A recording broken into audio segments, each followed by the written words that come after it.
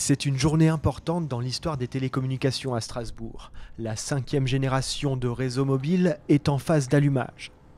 Aujourd'hui, on allume 23 antennes sur Strasbourg pour couvrir effectivement Strasbourg et la commune d'Oswald. Et donc, il y aura d'autres antennes effectivement à venir, puisque pour couvrir la totalité, je crois que c'est 35 antennes. Mais aujourd'hui, il y a 23 antennes qui sont activées sur Strasbourg.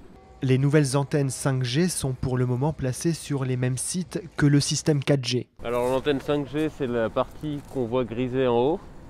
Donc on a l'antenne 5G en sommitale, l'antenne en dessous c'est l'antenne qui fait pour l'instant de la 2G, 3G, 4G. On en a un près de la faculté, on en a un au Palais des droits de l'homme qui est de l'autre côté.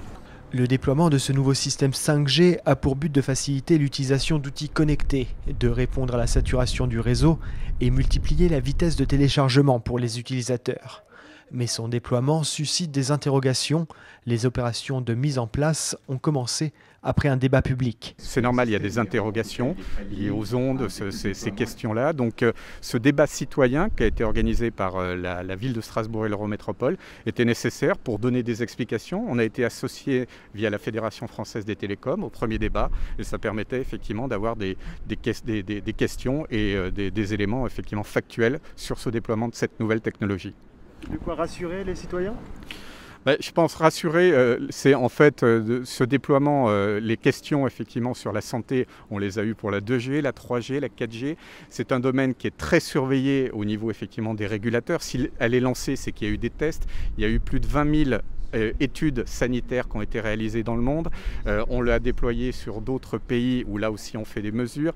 On a en France l'Agence nationale des fréquences qui qui peut poser à la demande des collectivités, des villes, des sondes pour réaliser l'impact là-dessus. Donc c'est un domaine qui est vraiment très surveillé. Et si on le lance maintenant officiellement, c'est qu'on sait que par rapport au seuil, on est effectivement dans ces normes effectivement respectées. Pour profiter de la 5G, il vous faut un téléphone compatible et un forfait 5G. La disparition de la 4G n'est pas à l'ordre du jour, mais avant tout, pensez de temps en temps à vous déconnecter.